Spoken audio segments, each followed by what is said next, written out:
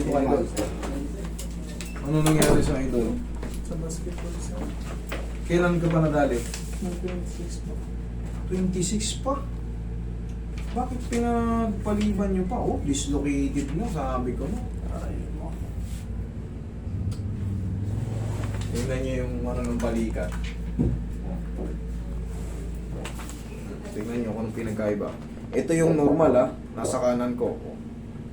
Ano, nasan ngayon yung head humerus mo? Pumasok. Nakasuksok ngayon oh. Sige, video yung walang problema. Gusto ko mag-video kayo para makita rin. may record kayo. Para alam nyo kung ano yung diniscuss natin, kung ano yung procedure oh. Ito yung normal, ito yung kay bossing. Oh, nakasuksok siya dun oh. 26, 27, 28. Tapos ano ngayon? 5 to. Isang linggo na. Yung cellphone niya. O lalo rito sa likod, oh, kita mo. Nakabaon na kung saan. Tol. Shoot na sa lalim. Pero dito lang, kahit sa, ayan, sa anterior view, anterior view ang tawag siya. Dislocated siya. Pagka ganyan, idol, na-dislocate kayo, kasi habang tumatagal, lalo pag bata ba, katulad yan, bata-bata pa kayo, mabilis ang metabolism ng bata. Ang mangyayari dyan, humihilom. Yung mga muscle kumakalma nang nakasanay na nakapababa. Kaya kung mapapansin mo, wag na wag kang ikikilos kasi sanay na siyang nakaganon eh. Ngawit kang nakaganon pero mas komportable kapag nakaganyan. Di ba, nakapansin mo? Subukan mong ganyanin. Itulak kita. Itulak kita. Sobra sakit yan. Kaya, ayan oh, okay na ako ng ganito. Pag tumagal yan, di kakalma yung mga muscle, masasanay siya na ganun, pero never mo nang matataas yan. Kasi, pag tinaas mo yan, saan pupunta yung head humerus? Pag inangat mo to, lulubog yung pag ganito lalo. Eh may sakit yan eh. May glenoid labrum yan dyan ang nilalapatan. Yung glenoid cavity sa gitna. Kailangan yan, nakapasak ng ganyan. Kaya nangyari kay sir ngayon nakaganyan, no? Pag inangat mo yan, oh, kailangan niya, oh, para tumudulas ulit siya. Okay, subukan natin. Okay, show anterior dislocation. There, oh, show anterior shoulder dislocation. There is no gross edemosa nor fracture. Good. Okay, fracture. No. Dislocation. Yes. Try, hapusin mo muna ng pagmamahal. Kaya natin yan, idol. Huwag kang matakot. Negating mo na yung pre. Ha? Parusa. Parusa. Parusa talaga yun kasi alam mo bakit? Para kang palagi nakastack up. Yung kilos mo. Ganun ka. Sinong nakapag-dislocate sa'yo? Kalawalo mo.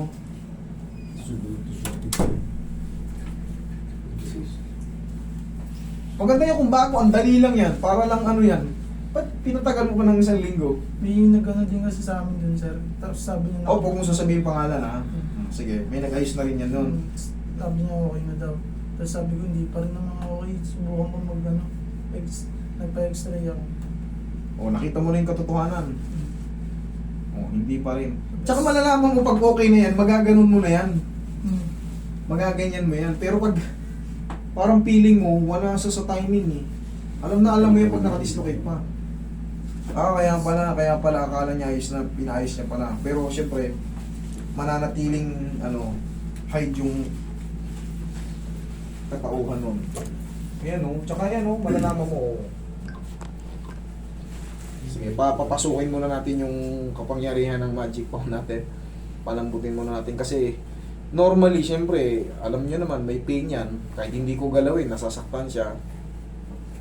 Papasukin ko muna yung kapangyarihan ng para uminit, para lumambot yung ang gagawin mo dyan, idol, lumbutan mo lang. Hayaan mo lang. Ganun din yan eh. Kasi pag pinigil-pigil mo yung karne mo sa deltoid, maglalabanan pa tayo, sasakit pa lalo. Hayaan mo lang. Mabilis lang naman yan kung sakali. Dudulas lang yan. Okay, Roy, hold position. Lambutan mo ng part. Yan, kumagat ka na lang ng Kasi habang buhay ka ng nito, pahihirapan. Lambutan mo lang ha. Sige, lambutan mo lang. Sige.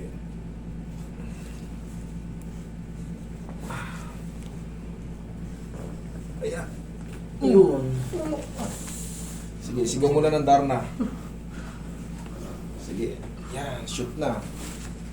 Sige, sumigaw ka lang. Ha! Ganun mo. Yan. Wala ko si dito niya. Di ba, mabilis lang. Segundo nga lang. Pero tatandaan nyo, pag... wag naman sana mangyari ulit. Tandaan nyo, pag naganito kayo, itakbo nyo na kagad. Itakbo nyo na kagad sa... Marami kaming nag-aayos ng ganito, maraming magagaling. So mamili lang kayo sa amin kung sino yung alam nyong marunong. Tapos yung aftermath, kailangan maturuan kayo. Kasi sa totoo lang, madaling magbalik ng ganito. Maraming nagko-comment. Hirap na hirap ka nga magbalik eh. Akala nyo lang yun, pero hindi lahat nung ini-edit yan eh. Pwedeng namin patagalin, pwede namin i-highlight yung sila, ganun din ang ginagawa nila, pwede lang i-edit, alisin yung proseso, i-cut out yung haba ng proseso. Madaling mag-edit, pero syempre, ang gustong ipakita sa inyo, na ibabalik. Okay? Yung mga nanguhusga na ano ka nga eh, hirap na hirap ka nga sa pinapakita kasi namin yung buong history, kaya nga dito legal kami. Subukan nyo sila magpa-video. Yung iba nga ayaw magpa-video ako nag-aalaw ako eh. Sila ayaw nila. Bakit? Alam nila yung alam nila yung hirap nito at yung aftermath, kailangan may paliwanag nyo kung anong gagawin kasi hindi rin to basta-basta. Kailangan alalayan nyo rin yung pasyente after may balik. Kasi may napupunit na ligaments dyan, mga soft tissue. Hindi pa yan kailangan magabayan pa siya dahil pag ginalaw-galaw mo yan, binuhat mo, dudulas ulit yan kasi isang linggo na yan. Sanay na yung muscle na nakalaglag ng gano'n, yung mga tendons and ligaments na Ngayon, pag ikinilos mong inangat mo yan ng gano'n, babagsak ulit yan, lulusot yan. Pero yan, ngayon, for the meantime, tatalian ko na yan, bandage. Meron silang Ay, meron kang sling? May sling yan. O yun, sling ka pala. Roy, massage mo pa konti rito, Roy. Saan kayo sling nyo? Hindi po banda sa may ano. Kuhan. Apo. Tapos ito yung pang double check. Bitaw mo. Para siguradong baon na baon. Yun, thank you. Double shots pa. Para pagbalik, sagad na sagad. Sige. Massage mo pa yung Okay, tapos ito, para lubusan yung maunawaan. Nakaganito kayo. Nakaganito kayo, di ba? Nakasling kayo. Okay lang yan, tama yan. Tapos, pag matutulog ka na, tanggalin mo na to. Tapos, maglagay ka muna ng unan dyan. Kasi ang puprotektahan mo naman yung siko mo. Kasi pag matagal kang nakaganyan, susunod naman na magiging problema mo, ito ayos na. Ito naman, ayaw naman ma-straight kasi nasanay, nangawit yung mga muscle and tendons dito, yung mga ligaments. Naglock naman siya. So, pag wala kang ginagawa sa bahay, kalagin mo, ganyan-ganyan din mo rin. Ha? Alagaan mo rin yung siko mo, ha? O, tapos, pau lang. Kung mahina ka sa pain tolerance, pwede ka magpa-check up para maresitahan ka ng pain reliever. Meron na ako nun, sir. Okay, naresitahan ka na pala kasi galing ka na ng ospital. Pero yan, idol, ayos na yan. Sige. Wala na yung rito. Kahit magpa-x-ray ka, guarantee. Sabihin na natin, master, nagpa-x-ray kami. O ito na lumabas. Bayaran ko pa yung x-ray mo. Pagka yan, sumablay ako. Bayaran ko pa yung x-ray mo. Sumablay ako. Pero shoot na yan, idol. Pero kailangan lang natin ng suporta niya na. Iaangat natin konti, ha? Kasi isang linggong pinalipas eh. Sa bagay, hindi niya naman talaga pinalipas.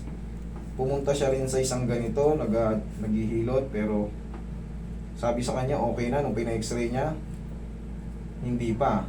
Ngayon, hinahamon kita, ipa-x-ray mo. Pag sumablay ako, doblehin ko yung binayad mo rito, sagutin ko pa yung x-ray mo. Okay? Sige. Adios.